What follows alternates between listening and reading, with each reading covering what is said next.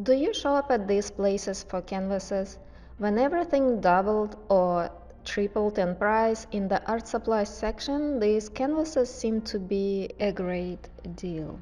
But are they really worth it? Stop buying these canvases. Hello, my friend, welcome to my studio. Today I'm going to give you 4 reasons not to shop for cheap canvases that you probably buy at Michael's, Hobby Lobby, and some online retailers. They're not good for you, and I'll show you why. Reason number 1. Cheap wood doesn't hold the frame in the long run unless you frame your art right after you're done with your painting process. It's often crooked and the stretcher bars are often not stapled together. It could be alright for a small canvas but not for a big one. Because this wood is very soft, it doesn't hold the frame in the long run, and they also don't connect the sides of the stretcher bars, and so it begins to fall apart quite quickly if you don't frame your art almost right after your painting process.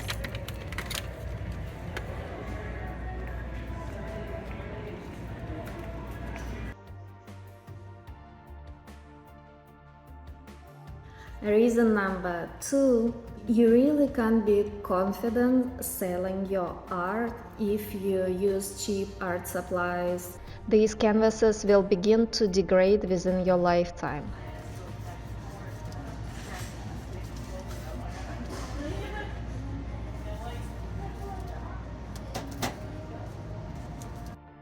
Reason number 3, this material is not a high quality canvas. I cannot even tell you what it really is. It can rip and ripple very easily. Constant fluctuations in room temperature cause cracks in art. This material is asking for trouble.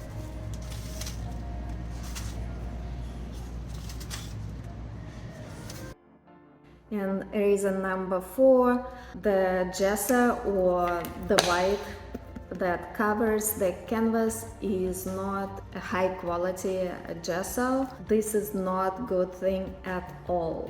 This is the biggest problem with cheap canvases in my opinion. Because oil paint doesn't form a permanent bond with the surface. It doesn't stick. Even if it looks like it looks okay, but it's easy to test. Take your art out in a month and then just rub your canvas against something gently and you'll see that it rubs off. It shouldn't be happening. Like if you paint on a high quality canvas, you won't see any kind of rubbings or scratches. So it is easy to damage the surface. Any shuffling of a painted art rubbed against something will damage the art. I'm not sure that acrylic paint forms a bond with the surface either, so beware. Combine this horrible surface with some other low quality art supplies and you get yourself a painting that will crack, fade and change its shape pretty soon. Do you really want that? I mean, I understand if you just start out and you don't have the money. I remember I was a student and I economized on everything. But if you plan to sell your art, just donate your cheap art supplies and try to paint on something else. What to paint on? My personal preference is medium texture panel like gesso board or aluminum panels by Artifacts. DaVinci Pro wood boards are really good. The gesso quality is very important, and gesso is this white paint-like substance that covers the canvas.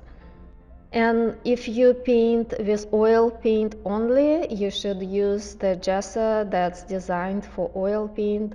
It does have acrylic base in its as a default, so whenever you buy the gesso, just know that it's acrylic based. It's okay if it's high quality, it's okay to use with oil paint as well.